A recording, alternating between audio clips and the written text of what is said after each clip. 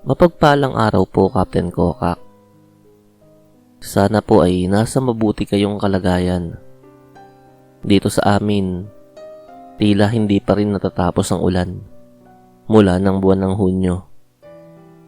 Gusto ko po sanang ikwento sa inyo ang nangyari sa amin na hanggang ngayon ay bumabagabag sa akin gabi-gabi. Noong July 15, napakalakas ng ulan. Lumang bahay po ito ni Lolo, gawa sa kahoy at yero. 2:00 ng madaling araw, may malakas na kalabog sa bubong. Akala namin ay nagbagsakan lang ang sanga ng puno.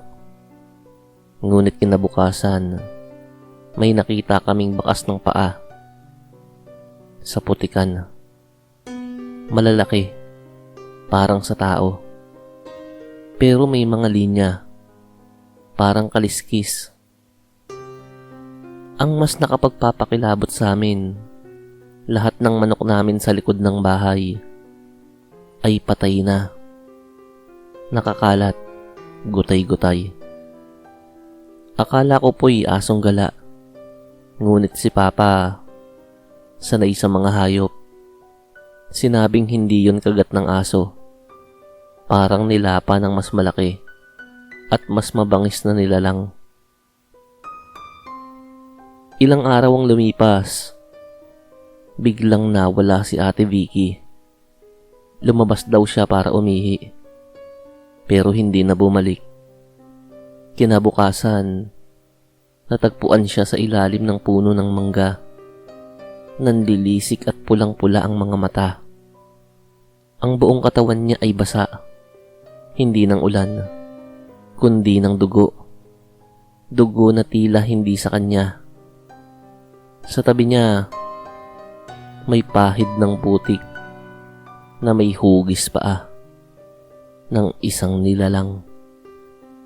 Pagkatapos noon, gabi-gabi naming naririnig ang kalabog sa bubong, kasabay ng kakaibang huni. Parang huni ng kuliglig, pero may halong ungol. Lumipat na po kami dahil sa matinding takot at para rin sa kaligtasan namin. At si Ate Vicky, hindi na namin nakita kailanman.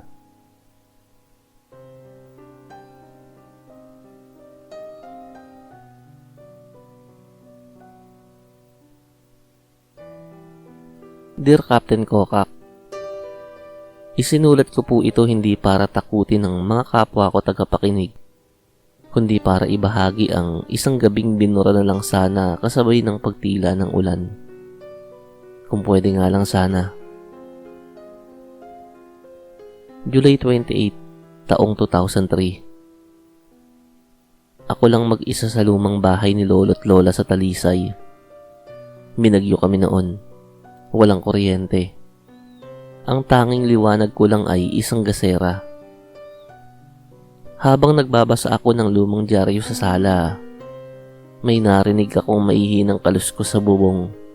Akala ko ay hangin lang. Ngunit patuloy lang to. Paikot. Parang may gumagapang. Biglang may kumatok. 3 sunod-sunod na katok sa kisame.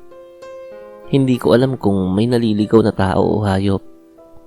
Nang sinilip ko sa bintana, doon ko siya nakita. Sa refleksyon ng salamin, isang babaeng nakaputi, basang-basa, at may dugo ang bibig. Ang dila niya, nakalabas, humahaba habang nakangiti. Paglingon ko, bigla siyang nawala. Pero ang sahig ay basa. May maliliit na yapak ng paa na parang sa bata.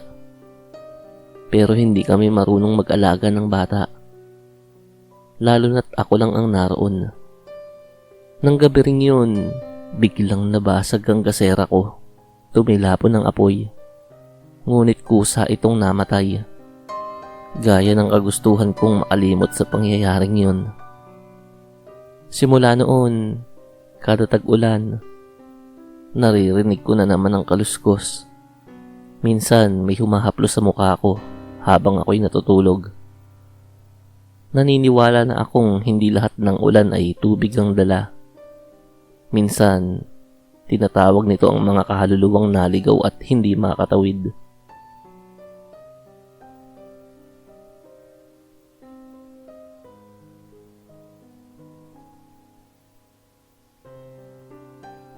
Dear Captain Kokak, hanggang ngayon ay sinusumpa ko ang araw na yon.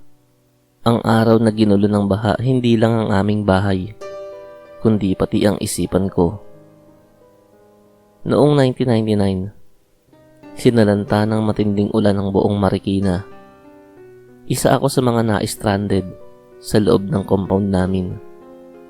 Nakita ko siya, batang lalaki, nakatayo sa gitna ng baha, humihingi ng saklolo. Si Kuya Ramil palaging nagpapakabayani, agad na lumusong kahit lampas bewang na ang tubig. Nang makarating siya sa lokasyon, biglang lumubog ang bata. Para bang may humihila sa kanya sa ilalim. Nagpilit si Kuya na makaahon, pero siya naman ang biglang lumubog. Ilang segundo lang at umahon siya, nanginginig, maputla. Ilang araw ang lumipas, nag-iba na si Kuya. Ayaw na niyang maligo. Ayaw niyang mabasa. Lagi niyang sinasabi, nasa tubig daw sila, nasa ilalim. Gusto raw nila ng katawan. Sinugod namin siya sa ospital noong nahuli namin siyang sinusubukang i-flush ang sarili sa loob ng inidoro. Hindi naman siya kasya ron.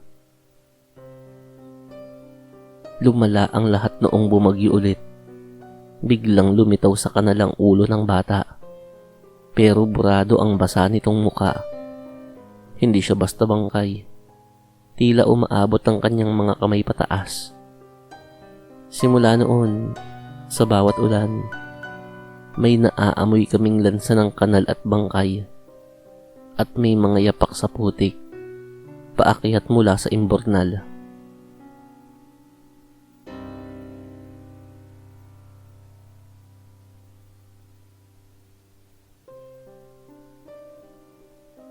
Dear Captain Kokak, hindi ko po ito inaasahan na ang isang kanta ang magiging dahilan para hindi na ako lumapit sa palayan kahit kailan.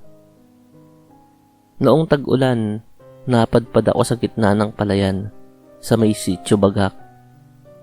Doon ko narinig ang boses. Napakalamyos, kundi man na parang kinanta ng isang kaluluwa.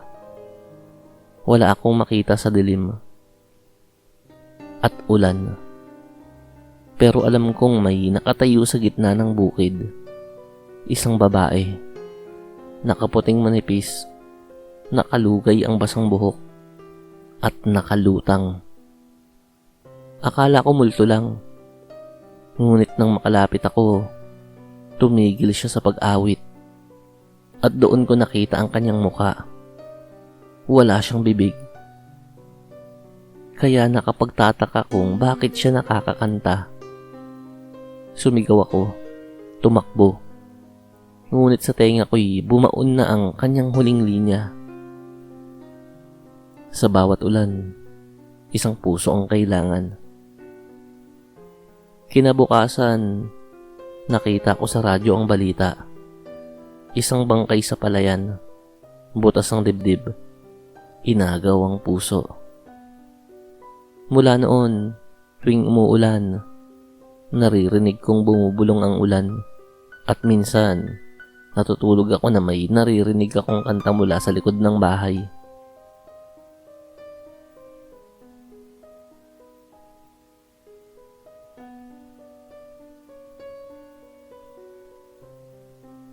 Dear Captain Kokak, sana ay wag mong pagtawanan ang sasabihin ko. Pero ngayong muli na namang tag-ulan, hindi ko na matiis na itago pa. Noong Agosto, nagcamping kami ni na Erica, Glenn at Nico sa sitio Dungawan. Gubat, Sapa, katahimikan, perpekto.